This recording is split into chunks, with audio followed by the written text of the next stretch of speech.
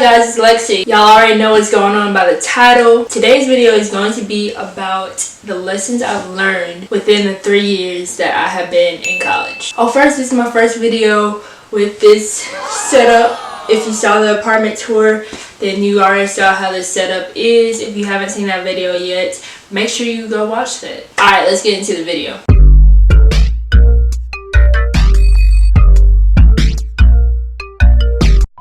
So I tried to condense this list down, but honestly, it's been so much within these little 3 years that I have learned, and like, I have to tell y'all like everything that's on the list. Sorry, hope the video isn't too long. Also, I just want to say that these things aren't only about a relationship, okay? It can be applied like anywhere in life, with any kind of friendship, relationship. It doesn't matter. So the first thing I have is to love yourself before expecting someone to love you. I really wish, like, okay, so I'm not gonna say like I didn't know to love myself before hopping into like a relationship, but I don't know, I guess I just kind of took it for granted. So like, I wouldn't say that I didn't love myself, but like I didn't love myself as much as I should have. But then I was expecting someone to love me and like fill in the holes that where I didn't actually love myself, if that makes sense. The next thing I have is, if something is bothering you or you're struggling with something, don't keep it to yourself. I have a terrible habit of doing this.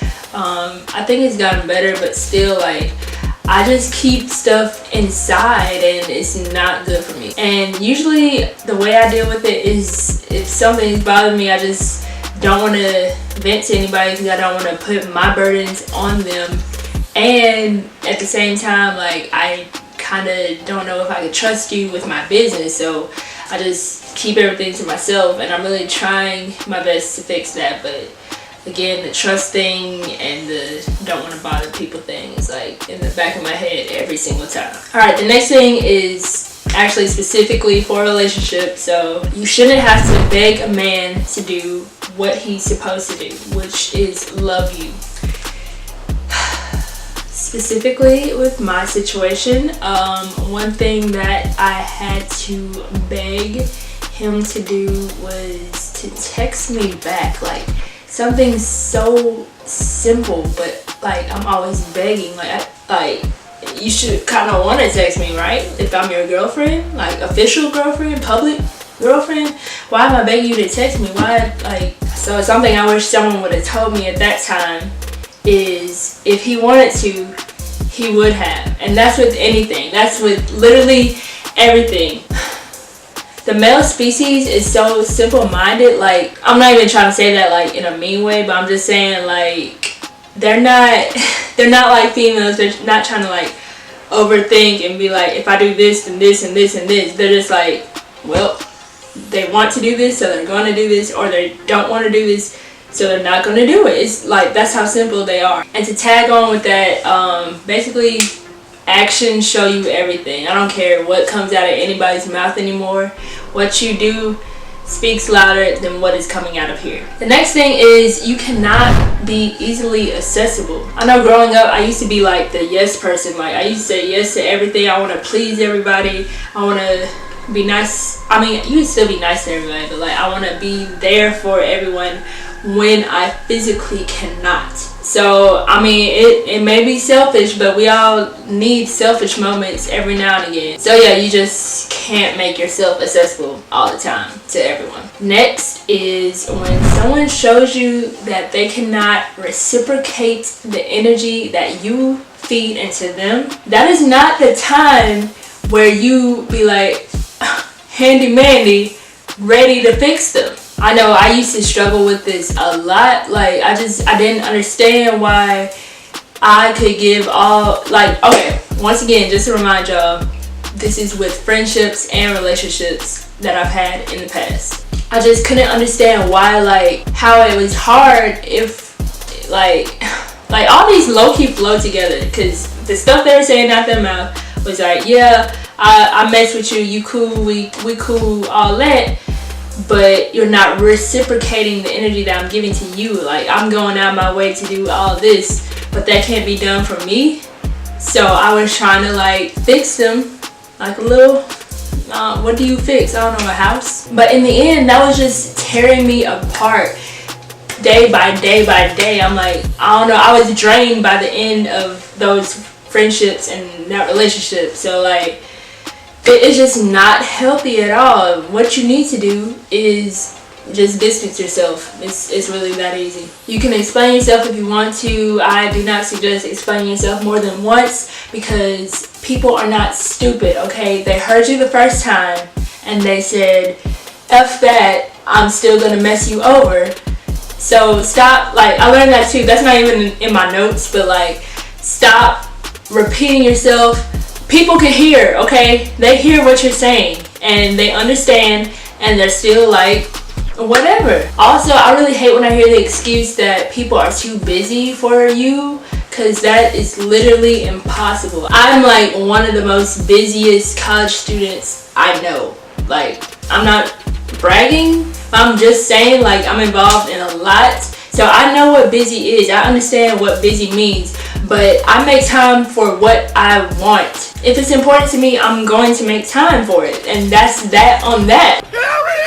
Like, how, I don't know how else to say it. What else to say? Like, there's nothing else to say. Life is so simple, but you gotta make it hard.